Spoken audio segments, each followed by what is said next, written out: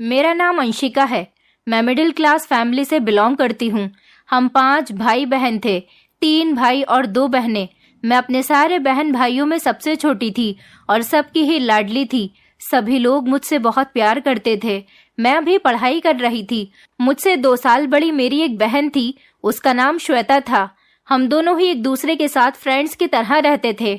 हमारी जिंदगी बहुत अच्छी गुजर रही थी, जबकि मेरे तीनों भाइयों की शादी हो चुकी थी। मेरी 3 भाभियां भी थीं। मेरे सबसे बड़े भैया 37 साल के थे, उनके 2 बच्चे भी थे और उसके बाद तो हम सभी बड़े भैया से छोटे थे। हालांकि मेरी मम्मी की उम्र भी लगभग 60 साल की थी, लेकिन हमें नहीं पता था कि माँ की 60 साल की उम्र में भी हमारे घर में एक ऐसी परेशानी आ जाएगी जो हम लोगों को शर्मिंदा करके रख देगी। ये तो कुदरत का करिश्मा था, शायद भगवान यही चाहता था। वैसे जो भी वो करता है, जो वो चाहता है, सिर्फ वही होता है। हम या आप तो कुछ भी नहीं कर सकते। वैसे भी हमारे समाज में कुछ ऐसी बातें हैं जिनको सिर्फ दुनिया की शर्म और लिहाज में हमने खुद पर थोप रखा है, और हम न सिर्फ खुद भी इन सारी बातों से तंग होते हैं, बल्कि अपने इधर उधर वालों को भी इस मुश्किल का शिकार बना देते हैं। हमारे लिए इस दुनिया में इस जमाने के बनाए हुए कानून, भगवान के बने हुए कानून और उसके नियम से ज्यादा मायने रखते हैं। ऐसा इसलिए है क्योंकि हमने ही उन्हें खुद की तरफ से ज्यादा वैल्यू दी है, जो कि हमारे लिए जरूरी हो चुके हैं। और इसी सब की एक सच्ची घटना पर आधारित एक मिसाल और एक कहानी जो कि मैं आपको सुनाने जा रही हूँ, क्योंकि ये सब कुछ कहीं और की कहानी नहीं, बल्कि मेरी असल अपनी फैमिली की कहानी है, जो कि मेरे ही घर में देखी गई है। जब अचानक मेरी 60 साल की माँ की तबीयत खराब होने की वजह से उनका चेहरा पीला हो गया और वो अपनी इस खराब तबीयत को लेकर बिस्तर से लग गईं। मैंने जब देखा कि माँ की अचानक इतनी ज्यादा तबीयत खराब हो गई कि उनके चेहरे का रंग भी बदल गया है, तो मैंने घबराकर अपने भाइयों को बुलाया। मेरे तीनों भाई भी जब दौड़ते हुए माँ के कमरे में आए तो उन्हें देखकर वो भी फिक्रमंद हो गए थे, और सबकी जुबान पर एक ही सवाल था कि आखिर माँ को अचानक से क्या हो गया है। हालांकि इससे पहले इतनी उम्र आने के बावजूद भी मेरी माँ की तबीयत खराब नहीं हुई थी। मेरी माँ इतनी उम्र में भी बहुत फुर्तीली थी और घर के सारे काम फटाफट कर लिया करती थी। अब वो धीरे धीरे कमजोर होती जा रही थी, लेकिन हमारी किसी बात पर वो जवाब नहीं दे रही थी, सिर्फ सर झुकाए रही। पापा तो घर पर नहीं थे। हम लोग घबरा गए थे कि न जाने माँ को क्या हो गया है, लेकिन माँ थी कि कुछ बोलने का नाम ही नहीं ले रही थी। वो तो मुझे होश में ही नहीं लग रही थी। बड़े भैया ने डॉक्टर को बुलवाने के लिए कहा तो माँ कमजोर सी आवाज में इनकार करने लगी, कहने लगी कि मैं ठीक हूँ, तुम लोग फिक्र मत करो। हालांकि माँ ठीक तो बिल्कुल भी नहीं लग रही थी। भैया बहुत जिद करने लगे। मैं सबसे छोटी थी, इसलिए माँ और पापा की भी बहुत करीब थी। इस तरह से माँ की कंडीशन देखकर मैं बहुत घबरा गई थी और मैंने रोना शुरू कर दिया था। पता नहीं मेरी माँ को क्या हो गया था। मुझे उनकी हालत पर अफसोस हो रहा था। तभी पापा भी घर पर आ गए थे। उन्होंने जब हमें घबराया हुआ देखा तो वो भी हैरानी से कहने लगे कि तुम सबको क्या हो गया है, यहाँ एक साथ क्यों जमा हो, क्या कोई बात है? भैया परेशानी से कहने लगे कि पापा देखो ना, माँ कितनी ज्यादा कमजोर हो रही है और उनकी तबीयत भी ठीक नहीं लग रही। मैं डॉक्टर के पास जाने को कह रहा हूँ तो माँ डॉक्टर के पास जाने के लिए भी तैयार नहीं है। अब आप ही बताओ, हम परेशान ना हो तो क्या करें? पापा भैया की बातों पर हंसने लगे थे। हमने उनको इस तरह से हंसते हुए देखा तो हमें हैरानी हुई थी। माँ की हालत खराब थी और पापा को हंसी आ रही थी, मगर अगले ही पल जब पापा ने हमें माँ की खराब तबीयत की जो वजह बताई, उसे सुनकर तो हम सब भाई बहनों को झटका लग गया था और हमारे होश उड़कर रह गए थे और हमें यकीन नहीं हो रहा था कि क्या ये सच है। पापा कहने लगे कि परेशान होने की जरूरत नहीं है, तुम्हारी माँ बिल्कुल ठीक है। दरअसल वो माँ बनने वाली है, इसलिए उसकी तबीयत ऐसी हो रही है, इसलिए घबराओ मत, ये तो तुम लोगों के लिए खुशी की बात है। मेरे शादीशुदा और बच्चों वाले भैया इस खबर पर हैरान और शर्मिंदा होकर अपनी पत्नियों को देखने लगे थे। मेरी बहन श्वेता तो गुस्सा होकर अपने पैर पटकती हुई कमरे से बाहर निकल गई थी। भाभियां भी बड़बड़ाने लग गई थी। इस बात की किसी ने भी खुशी नहीं मनाई थी, बल्कि घर में अजीब सी परेशानी फैल गई थी। हम सब भाई बहन कोशिश करने लगे कि इस खबर को लोगों से कैसे छुपाया जाए, क्योंकि हमारी माँ तो खुद ही हमसे मुंह छुपा रही थी और हम लोगों से भी बहुत शर्मिंदा हो रही थी। अगर हमारे घर में कोई खुश था तो वो सिर्फ और सिर्फ मेरे पापा थे। उनके अलावा हम लोगों में से कोई भी इस बात से खुश नहीं था। बल्कि हम लोगों के चेहरे उदास हो गए थे और मैं तो समझ ही नहीं पाई थी कि ये क्या हो रहा है और क्या किया जाए। मैं खुशी मनाऊं या फिर परेशान हूं। माँ तो अपने बच्चों के ऐसे बिहेवियर पर शर्मिंदा रहने लगी थी जैसे कि वो कोई बहुत बड़ी गलती कर बैठी हो। मैं अपनी माँ को तसल्ली देना चाहती थी और उन्हें खुश रखना चाहती थी, मगर जो हालात घर के थे मैं भी नहीं समझ पाई थी कि मैं अपनी माँ को कैसे दिलासा दूं। तभी एक दिन अचानक से मेरी बहन श्वेता ने घर में हंगामा खड़ा कर दिया था और वो जोर जोर से चीखने लगी थी। माँ पापा की वजह से कहने लगी कि हम किसी को मुंह दिखाने के लायक नहीं रहे। पूछने पर पता चला कि उसका जिस लड़के के साथ रिश्ता फिक्स था वो लड़का हैरानी से उसे बार बार कॉल कर रहा था। श्वेता रोते हुए कहने लगी कि उसका फियांसे मुकुल जिद कर रहा है कि अपनी माँ से कहो कि वो ये झंझट खत्म कर दे, वरना मैं तो अपनी शादी पर शर्मिंदा हो जाऊंगा कि सास इस उम्र में बच्चा पैदा कर रही है। मेरे रिश्तेदार तो 10 तरह के सवाल करेंगे। श्वेता ने ना तो माँ का लिहाज किया था और ना ही वो अब अपना मुंह बंद रखने के लिए तैयार थी, क्योंकि उसकी शादी के दिन करीब आ रहे थे और वो अपनी शादी पर इतना तमाशा नहीं बनाना चाहती थी। उसे तो इस बात का डर था कि कहीं उसका रिश्ता न टूट जाए और उसकी शादी कैंसिल न हो जाए, इसलिए शर्म लिहाज रखे बिना ही बोलती चली जा रही थी। उसे सबसे ज्यादा अपनी आने वाली जिंदगी की फिक्र थी। माँ का तो उसकी बातें सुनकर चेहरा फक पड़ गया था और वो अपने हैरान चेहरे से श्वेता को देख रही थी। उसकी इन हरकतों पर पापा गुस्सा करने लगे कि इसमें कौन सा पाप हो गया है, बात को बढ़ाने की जरूरत नहीं है। आखिर किस बात की शर्मिंदगी और किस बात का हंगामा किया जा रहा है? तुम्हारी पढ़ाई लिखाई ने तुम्हारे अंदर की शर्म लिहाज को खत्म कर दिया है। ऐसी शिक्षा से तो अच्छा था कि मैं तुम्हें पढ़ाता ही नहीं। पापा ने पहली बार गुस्से में आज श्वेता को डांटा था, और वरना तो वो हमेशा से ही पापा की लाडली बेटी रही थी। दोनों भैया अपनी जगह पर माँ और पापा का सामना करने से कतराने लगे थे।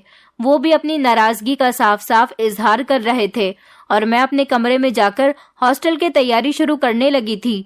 मुझे बार बार अपनी माँ का चेहरा याद आने लगा था और मैं बहुत रो रही थी। मेरा दिल दुखी होने लगा था। यही सोच रही थी कि आखिर इसमें माँ पापा की गलती ही क्या थी, और फिर यह हंगामा भी तो नया नहीं था। वो तो ये सब बहुत पहले से ही झेल रहे थे। हमारी फैमिली बहुत बड़ी थी, मगर हम सालों से ही खुशियों के साथ रह रहे थे। लेकिन जब से भैया की शादी हुई थी तो भाभीियों ने जताना शुरू कर दिया था कि माँ पापा इस उम्र में अलग कमरे में रहते हैं।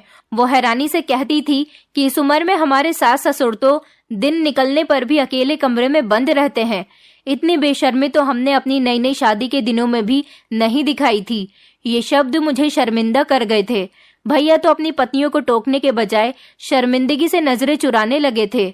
मेरी 3 भाभियां थीं, लेकिन तीनों ही कड़वा बोलती थीं। मेरी बहन श्वेता की एंगेजमेंट हो चुकी थी। वो एक प्राइवेट बैंक में जॉब किया करती थी और मैं बीए फाइनल ईयर के एग्जाम्स दे रही थी और यूनिवर्सिटी में पढ़ती थी। घर में बड़े भाइयों के छोटे छोटे बच्चे हमेशा शोर मचाए रखते थे। कभी हमारे पड़ोस में रहने वाली हमारी कजिन आ जाती थी तो उसके बच्चे भी बहुत ज्यादा हंगामा करते थे, और इन सब की वजह से मैं पढ़ाई नहीं कर पाती थी। जिस कमरे में श्वेता और मैं होते वहां पर भी भाभियां अपने 2 बच्चों को हमारे साथ सुला दिया करती थी। मेरे घर का माहौल बहुत उलझा उलझा सा रहता था। माँ पापा अलग कमरे में रहते थे, पर कभी कभी भाभियां हमें बातें जताती रहती थी। कभी कहती थी कि बूढ़े बूढ़ी को भी इस उम्र में इश्क का बुखार चढ़ा रहता है, और कभी कहती थी कि बच्चे जवान हो गए हैं मगर इन लोगों को शर्म नहीं आती, हमेशा कमरे में बंद रहते हैं। मेरे पापा तो 65 साल के सेहतमंद आदमी थे। पापा की उम्र उनके चेहरे से ज्यादा नहीं लगती थी, क्योंकि शुरू से ही उन्होंने अपने आप को फिट रखा हुआ था, इसलिए वो अभी भी ज्यादा बूढ़े नहीं लगते थे। माँ की उम्र 60 के करीब पहुंच गई थी, मगर वो भी ज्यादा बूढ़ी नहीं लगती थी। लेकिन भाभियां उनके बारे में उल्टी सीधी बातें करती रहती थी। पापा पर बोलती रहती थी कि हमारे बूढ़े ससुर की तो अभी तक जवानी ही नहीं जा रही। इतनी बुरी किस्म की जाहिलों वाली बातें सुनकर मुझे गुस्सा आ जाता था। जबकि मेरी बहन श्वेता वो भी चिड़चिड़ी हो गई थी और माँ से हमेशा लड़ाई झगड़ा करती रहती थी और उनसे कहती थी कि आप हमारे साथ सोया करो अलग कमरे में, पापा के साथ रहने की भला अब क्या जरूरत है। आपकी ऐसी हरकतों की उम्र नहीं है और आपको नहीं पता कि आपके घर में जवान जवान बच्चे बैठे हुए हैं, पोता पोती भी है, फिर भी आपको ये हरकत याद आ रही है। माँ शर्मिंदगी से नजरें चुरा लेती थीं, लेकिन मेरे पापा का रोब तो इस उम्र में भी पूरे घर में रहता था। इसलिए किसी की हिम्मत नहीं होती थी कि पापा से कुछ कह सके या उनसे किसी भी गलत तरीके की बातें कर सके। जो भी अपना गुस्सा दिखा रहा था वो माँ पर ही दिखा रहा था, क्योंकि माँ सबकी बात को खामोशी से सुन रही थी। पापा तो किसी भी हाल में अपना उसूल बदलने के लिए तैयार नहीं होते थे। घर में काफी सारे चेंजेस आ गए, मगर पापा का एक ही कमरे में मम्मी के साथ रहना अब तक वैसा का वैसा ही था। लेकिन पापा को तो खबर ही नहीं थी कि उनके पीठ पीछे उनके बच्चे और आस पड़ोसी लोग माँ को कैसी कैसी बातें सुना रहे थे। शायद माँ भी पापा से कोई ऐसी वैसी बात नहीं करती थी। मैंने हमेशा माँ को कम बोलते हुए और सीरियस होते हुए ही देखा था। वो कम उम्र में ही शादी करके हमारे घर में आ गई थी और फिर उन्होंने हमें जन्म दिया था और हमारी परवरिश की थी, अच्छे तरीके से की थी। हम बच्चों के सारे नखरे उठाए थे, मगर आज वही बच्चे उनको सिखाने पर तुले हुए थे कि कैसे रहना है। श्वेता तो कुछ भी सोच समझकर बोलती ही नहीं थी, जो मुंह में आता बोल जाती थी, और माँ सर झुकाकर मेरी बहन की सारी नाराजगी भरी बातें सुनती रहती थी। मैं श्वेता को कभी कभी टोक देती थी, जब सारा घर अपनी जिंदगी को अपनी मर्जी से जी रहा है, फिर मेरी माँ और पापा पर ये पाबंदियां क्यों लगाई जा रही हैं कि वो साथ ना रहें। मेरी बहन मुझे डांटकर खामोश करवा देती थी कि तुम खामोश हो जाओ, तुम्हें क्या पता कि ये बात कितनी शर्मिंदगी की बात है। जरा तुम अपने माँ और पापा की उम्र तो देखो, क्या इस उम्र में उन पर ये हरकतें अच्छी लगती हैं? उनकी उम्र देखो और उनके काम देखो। अभी तुम्हारा कहीं पर रिश्ता नहीं हुआ, इसलिए तुम ऐसा कह रही हो। मुझसे पूछो कि मेरा फियांसे मेरी कितनी मजाक उड़ाता है। मैं खामोश हो गई थी। बड़ी भाभी का मायका हमारे मोहल्ले में ही था। उनकी माँ कभी कभी हमारे घर पर आ जाती थी और वो हर बार माँ को हंसते हंसते बातें सुनाने लगती थी। वो विधवा औरत थी, फिर भी कहती थी कि बहन, इस उम्र में हम तो शर्म के मारे अपने पति को देखते तक नहीं थे। बच्चों के पिता भी दूसरे कमरे में रहते थे, क्योंकि सब कहते थे कि अब हम दादा दादी बन चुके हैं, अच्छा नहीं लगता बड़े बड़े पोतों पोतियों के सामने एक ही कमरे में रहना। मेरे पति तो बहुत ही शर्म वाले आदमी थे। मेरी भाभी तो अपनी माँ की ऐसी बातों पर अपने पिता की याद में आंखें भिगो लेती थी, मगर अंदाज में बहुत गर्व होता था। वो लोग दूसरे शब्दों में मेरे पापा को बेशर्म बोलती थी, डायरेक्टली तो बोल नहीं सकती थी, इसलिए बात को घुमा फिरा दिया करती थी। लेकिन मुझे उन पर बहुत गुस्सा आता था। मेरा दिल चाहता था कि इन लोगों से पूछ लूं, क्या भगवान ने कहा था कि इस उम्र में अलग हो जाना? मगर माँ तो मुझे खामोश रहने का इशारा दे देती और खुद ये सब कुछ खामोशी से सुनकर मुस्कुरा देती थी। कुछ माँ का बिहेवियर भी ऐसा ही था और कुछ वो बीमार थी, इसलिए भी ज्यादा कभी कभी किसी से बहस नहीं करती थी। मेरी माँ को ब्लड प्रेशर की बीमारी थी, लेकिन वो बीमारों जैसा रिएक्ट नहीं करती थी। दवाई लेती हैं और ठीक हो जाती हैं। भाभी तो अपनी माँ को मना करने के बजाय उनके साथ मिल जाती और कभी कभी मुंह छुपाकर हंसती थी, तो कभी उल्टी सीधी बातें करने लगती थी। मैं उनका ये बिहेवियर बहुत महसूस करती थी। मेरी माँ को भी ऐसी बातों पर उठकर खामोशी से कमरे में जाना ही पड़ता था। मेरी बहन श्वेता माँ से ही लड़ने लगती थी, कहती थी कि अब आप लोगों की वजह से हम लोगों को बातें सुननी पड़ती हैं। जिसके मुंह में जो आता है हमसे वो कहकर चला जाता है, हमें शर्मिंदगी का सामना होता है। और चिड़चिड़े शब्दों में बोलती थी, कहती थी कि कभी किसी के बूढ़े माता पिता को इस तरह से एक कमरे में रहते हुए देखा है? हमारे पापा की उम्र बुढ़ापे तक पहुंच गई है, लेकिन अभी तक उन पर जवानी चढ़ी हुई है। हम कुंवारी बेटियों का भी लिहाज नहीं करते कि हमें कितनी बातें सुननी पड़ रही है। माँ उसकी बातों पर शर्मिंदगी से कटकर रह जाती थी। मैं हैरानी से अपनी बहन को देखते रह जाती थी। वो अपने माता पिता पर इतना घटिया इल्जाम कैसे कर सकती थी?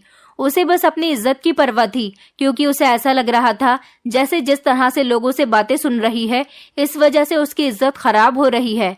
पापा की तो अलग ही अपनी दुनिया थी। भैया बहाने बहाने से माँ से कहते कि जल्द ही श्वेता की शादी हो जाए तो अंशिका अकेली हो जाएगी, अभी से ही उसके साथ कमरे में सो जाया करो ताकि उसे अकेलापन महसूस न हो।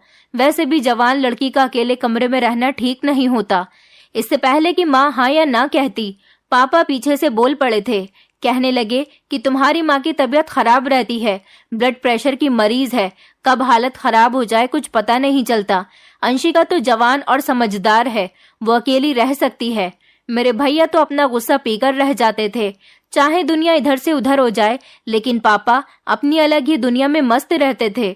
उन्हें शायद अपने बच्चों की गलत बातें और लोगों की गलत बातों से कोई फर्क नहीं पड़ता था, या फिर सच में वो इस बात से बेखबर थे। मेरे बड़े भैया भी ढंग से किसी से बात नहीं करते थे। वो भी माँ को गुस्सा ही दिखाते थे। कभी तो बहाने से कह भी देते थे कि माँ, घर में मेहमान आया करें तो मेहरबानी करके अपनी बेटियों के साथ उनके कमरे में सो जाया करो, ताकि लोग आप पर उल्टी सीधी बातें ना करें। आपकी फिक्र करता हूँ, इसलिए ही कह रहा हूँ। आप तो जानती हो कि बोलने वाले की जबान तो नहीं पकड़ी जा सकती, इसलिए सावधानी कर ली जाए तो अच्छा है। माँ बेचारी अपने बच्चों की नाराजगी और पति की खुशी के बीच में फंसकर रह जाती थी। मैं बड़े बहन भाइयों को कुछ नहीं कह सकती थी, मगर मेरे दिमाग में कभी कभी ये ख्याल आता था कि क्या पति पत्नी का रिश्ता और शादी ज्यादा उम्र होने पर भी खत्म हो जाती है। एक बार मैंने अपनी ये परेशानी अपनी एक फ्रेंड को बताई तो वो भी हंसने लगी थी और मुझे छेड़ने लगी कि वाह अंशिका, तुम्हारे मम्मी पापा में तो अभी तक कितना प्यार है। मेरे मम्मी पापा का तो झगड़ा ही खत्म नहीं होता। मम्मी सारा दिन घर के कामकाज से इतनी चिड़चिड़ी हो जाती हैं कि हमारे पापा को सीधा जवाब तक नहीं देती। मेरी फ्रेंड ने ये बात यूनिवर्सिटी की और लड़कियों को भी बताई तो वो सब भी मेरा मजाक उड़ाने लगी थी और मुझे देखकर उल्टी सीधी बातें करती थी। कभी मैं बुरा मान जाती थी तो कभी वो कहती थी, अंशिका, हमारे माता पिता तो जवान हैं, मगर तुम्हारे माता पिता तो इतने बूढ़े हैं, क्या अभी भी वो अलग कमरे में रहते हैं। मैं अपने दोस्तों के छेड़ने पर खामोश हो जाती थी। मुझे अपने माँ पापा गलत नहीं लगते थे, मुझे उन पर बोलने वाले लोग बुरे लगने लगे थे। न जाने लोग ऐसी बातें क्यों करते थे। घर में इस तरह के हालात, बच्चों का शोर और हर वक्त टेंशन की वजह से मेरी पढ़ाई पर बहुत ज्यादा असर होने लगा था। छोटी भाभी के यहाँ बेटा पैदा हुआ तो भैया के ससुराल वाले हमारे घर आए थे और 1-2 दिन रुकने के लिए आए थे, क्योंकि छोटी भाभी का मायका दूर था। भाभी की बहनें माँ और पापा को अलग कमरे में सोता देखकर हम बहनों के सामने मजाक उड़ाने लगी थी और हंसकर कहने लगी कि तुम्हारे माँ पापा भी अजीब हैं, उनका घर मेहमानों से भरा पड़ा है और इतने पोते पोतियां हो चुके हैं, मगर वो दोनों अपनी अलग दुनिया बसाए बैठे हैं। वो लोग मेरे पेरेंट्स का खूब मजाक बना रही थी, खूब हंसने लगती और हैरान होती। ये कोई अजीब बात तो थी नहीं, इसमें ना ही कोई हैरान होने वाली बात थी। हम मिडिल क्लास लोगों में ही तो ऐसा नहीं चलता कि जब माँ बाप बूढ़े हो जाते हैं तो उन्हें औलाद के साथ ही सोना होता है। हाई क्लास फैमिली में देखा जाए तो सभी के अलग अलग रूम होते हैं और सभी को अपनी अपनी प्राइवेसी ज्यादा इम्पोर्टेंट होती है। शायद वो लोग एक अलग और अच्छी सोच रखते हैं, लेकिन हम मिडिल क्लास लोग अपने पेरेंट्स को अपने साथ रखकर उनको एक दूसरे से जुदा करना चाहते हैं, ताकि वो हमारे जवान होने के बाद एक दूसरे से अलग रहें। ऐसा करना तो उनके साथ सरासर नाइंसाफी है, क्योंकि पति पत्नी का रिश्ता एक ऐसा पवित्र रिश्ता है जिसमें मरते दम तक मोहब्बत कायम रहती है और वो दोनों एक दूसरे के साथ रहना चाहते हैं। पर कुछ बच्चे ऐसे होते हैं जो अपने माँ बाप को जीते जी ही अलग कर देते हैं। मेरी बहन श्वेता इन सारी हरकतों पर बहुत ज्यादा गुस्सा लिए बैठी रही थी।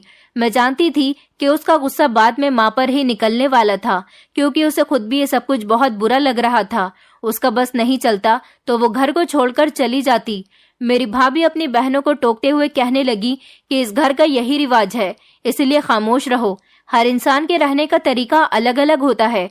हमारे घरों में माता पिता बेटे बेटियों का लिहाज करते हैं, मगर जरूरी नहीं हर कोई ऐसा ही करे। भाभी अपनी बहनों से कहने लगी कि मेरे ससुर का मेरी सास के बिना गुजारा नहीं होता। भाभी के टोकने का अंदाज भी ऐसा था जैसे वो बेइज्जत कर रही हो।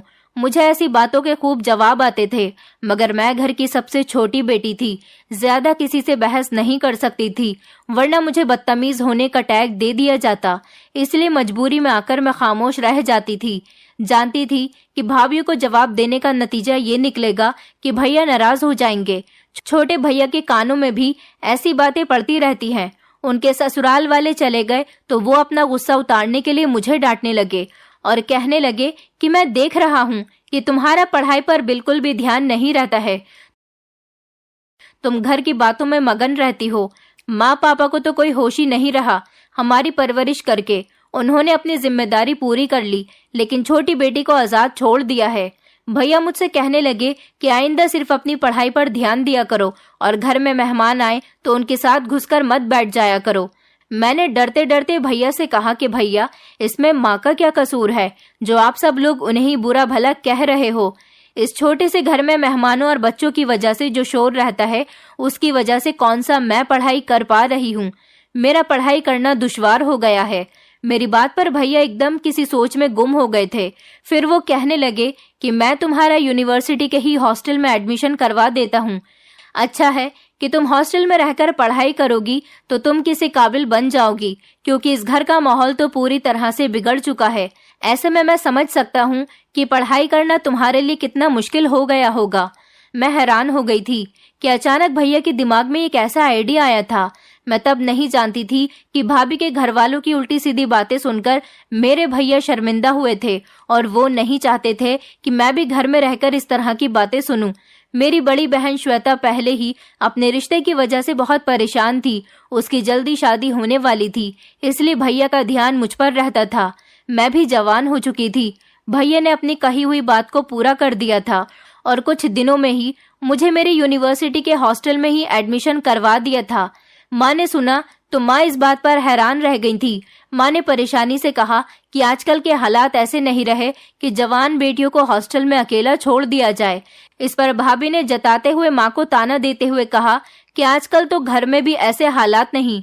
जवान कुंवारी बेटियों के घर में होते हुए माँ बाप कमरे में बंद हुए रहते हैं। बेहतर यही होगा कि लड़कियों की जल्दी ही शादी कर दी जाए या फिर उन्हें पढ़ने के लिए हॉस्टल में भेजा जाए। भाभी बड़बड़ाती रहती थी, कहती थी कि सारा दिन हम तीनों के पति अपने माँ बाप की इस हरकत की वजह से शर्मिंदा होते हैं और जब घर में घुसते हैं तो उनके कदम घर में नहीं घुसते। लेकिन पापा को तो यहाँ कोई फिक्र ही नहीं। माँ खामोश हो गई थी। पापा ने सुना तो मुझसे कहने लगे कि ये भी ठीक है, वैसे भी घर में हमेशा हंगामा लगा रहता है, हॉस्टल में तुम्हारी पढ़ाई अच्छी हो जाएगी।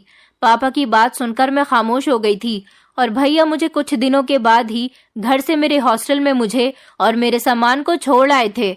मेरी परेशानी पर भैया ने मुझे भरोसा दिलाया और कहने लगे कि हॉस्टल घर के पास ही तो है, हर हफ्ते तुम घर आ जाया करो, कोई परेशानी नहीं होगी, मगर तुम्हारी पढ़ाई पूरी होना बहुत जरूरी है। मैं भी बेफिक्र हो गई थी। हॉस्टल में रहकर पढ़ाई सच में बहुत अच्छे तरीके से हो रही थी, क्योंकि मेरा सारा कंसंट्रेशन पढ़ाई पर ही था। फालतू बातों से बिल्कुल हट गया था। यहाँ पर कोई शोर शराबा भी नहीं होता था, मगर फिर भी मेरे दिमाग में कभी कभी अपनी माँ और पापा का ख्याल आता तो ना चाहते हुए भी मैं परेशान हो जाती थी। पहले तो मैं फिर भी कभी कभी अपनी बहन श्वेता को गुस्सा करने पर समझा देती थी और उसे रोक लिया करती थी, मगर अब मुझे यकीन था कि श्वेता आते जाते माँ के सर पर सवार रहती होगी। वो दिन रात उन्हें बातें सुनाती होगी। मुझे हर टाइम माँ से यही शिकायत रहती थी कि वो माँ बनकर नहीं दिखाती थी, अपने बच्चों के सर पर नहीं नाचती थी, मगर मैंने कभी पलटकर जवाब नहीं दिया था। उनको चाहिए था कि अगर उनके बच्चे उनके खिलाफ कोई बात करें तो वो उनके मुंह पर पलटकर एक थप्पड़ मार दें और उनको यकीन दिलाएं कि हमारी इसमें कोई गलती नहीं है, क्योंकि औलाद तभी आपको गलत साबित करने पर तुल जाती है जब आप अपनी औलाद को ज्यादा ही छूट दे देते हो। वो अपनी जिंदगी पापा के साथ अच्छी गुजार रही थी। वो दोनों कोई पाप तो नहीं करते थे, मगर लोगों की बातों पर श्वेता तो खास तौर पर बहुत ही ज्यादा शोर मचाने लग गई थी। हर दिन नया ड्रामा क्रिएट कर देती थी। पहले हफ्ते में ही मैं असाइनमेंट की वजह से घर नहीं जा पाई थी, मगर अगले हफ्ते जब घर पहुंची तो माँ की तबीयत गिरी गिरी सी महसूस होने लगी थी। वो मुझे काफी कमजोर भी लग रही थी। मैं उनकी ऐसी हालत देखकर परेशान हो गई। माँ से इस बारे में पूछा तो वो बात को टाल गई थी।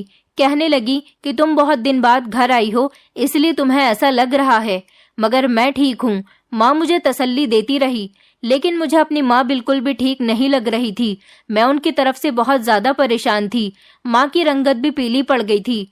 मैंने अपनी बहन से पूछा तो वो खामोशी से सर झटक कर कहने लगी कि माँ को भला क्या होना है, उनका ध्यान रखने के लिए पापा है ना, वही उनका ध्यान रखेंगे।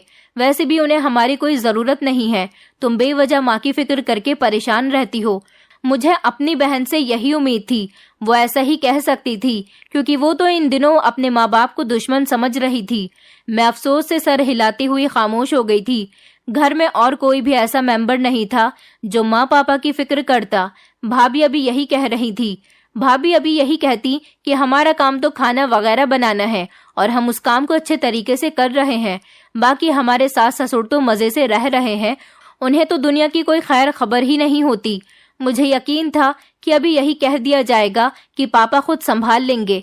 मैंने पापा से पूछा तो पापा हंसकर कहने लगे, परेशान मत हो बेटी, मैं तुम्हारी माँ का बहुत ख्याल रखता हूँ, तुम घर वालों की बातों पर ध्यान मत दिया करो। मुझे इस बात पर कोई शक नहीं था कि पापा माँ का ख्याल रखते होंगे, लेकिन मैं अपनी परेशानी का क्या करती जो माँ को देखकर मेरे लिए बढ़ती चली जा रही थी। मैं माँ के अंदर काफी सारे चेंजेस महसूस कर रही थी, मगर घर में किसी ने भी माँ पर इतना ध्यान ही नहीं दिया था कि कोई भी उनकी हालत को नोटिस करता। मुझे बहुत अफसोस हुआ था कि मेरे भाई और बहन माँ की तरफ से इतने लापरवाह हो चुके थे। भाभीियों को तो वैसे भी कोई फिक्र नहीं होती थी। रात का खाना खाने के बाद मैं अपने कमरे में सोने के लिए लेटी तो अचानक मुझे माँ का ख्याल आ गया। पापा भी उस टाइम घर पर नहीं थे। मैंने सोचा कि सोने से पहले एक नजर माँ को उनके कमरे में जाकर देख लूं, क्योंकि मुझे उनकी फिक्र सता रही थी। मैं उनके कमरे में गई तो वो बेखबर बिस्तर पर पड़ी हुई थी और उनका चेहरा तप रहा था। मैं माँ को पुकारने लगी तो वो अपनी बेहोशी भरी आंखों से मुझे देखने लगी। उनको देखकर मेरी घबराहट बढ़ गई। मैं जल्दी से जाकर भाइयों को बुलाकर लाई। श्वेता भी रूम में ही अपने मोबाइल पर लगी हुई थी और वो मेरे बुलाने पर फौरन ही आ गई। मेरे चलने पर सबने महसूस किया कि माँ की तबीयत बहुत ज्यादा खराब हो रही थी। मेरे भैया भी फिक्रमंद हो गए। मुझे लगा कि माँ का ब्लड प्रेशर लो हो चुका है, इसलिए उनकी तबीयत ऐसी हो रही है। लेकिन माँ कमजोर आवाज में हमें बार बार तसल्ली दे रही थी। वो कह रही थी कि मैं ठीक हूँ। माँ हॉस्पिटल जाने के लिए तैयार नहीं हुई, मगर मैं रोने लगी थी। उस टाइम अचानक पापा भी घर पर आ गए। पापा घर आए तो उन्होंने हमें वो खबर दी जो मेरे बहन भाइयों के सर पर धमाके की तरह फूट गई थी। उस वक्त के बाद से ही घर में खामोशी छाई रहती थी। मुझे अगले दिन हॉस्टल भी जाना था, मगर मेरा दिल नहीं मान रहा था। मैंने भैया से कहा कि मैं कुछ दिन माँ के साथ रहना चाहती हूँ। वो गुस्से से कहने लगे कि माँ की तो अब ऐसे ही कंडीशन रहेगी, तो क्या तुम अब हर टाइम अपनी पढ़ाई छोड़ छाड़ कर माँ के साथ ही लगी रहोगी? तुम अपनी पढ़ाई पर ध्यान दो। मैं भैया के गुस्सा करने पर खामोश हो गई और अगले ही दिन हॉस्टल वापस चली गई। मगर पूरा हफ्ता मेरा बेचैनी में गुजरा था। अगले हफ्ते जब मैं घर वापस आई तो श्वेता का बिहेवियर कुछ ज्यादा ही चिड़चिड़ा हो रहा था। वो किचन में काम करती तो बर्तनों की उठक पटक लगाए रखती थी। भाभी कहती कि जब तक नौकरी पर रहती है सुकून रहता है, घर आते ही हम लोगों का दिमाग खराब कर देती है। मैंने श्वेता से उसकी इस हरकत की वजह पूछने की कोशिश की तो वो मुझसे लड़ पड़ी। कहने लगी कि मुझसे कोई बात मत करो, मेरा पहले ही काफी दिमाग खराब हो रहा है। मुझे लगा कि श्वेता को अभी तक माँ वाली बात ही बुरी लगी हुई है, लेकिन मैं समझ नहीं पाई थी कि वो किसी और परेशानी का शिकार हो रही है।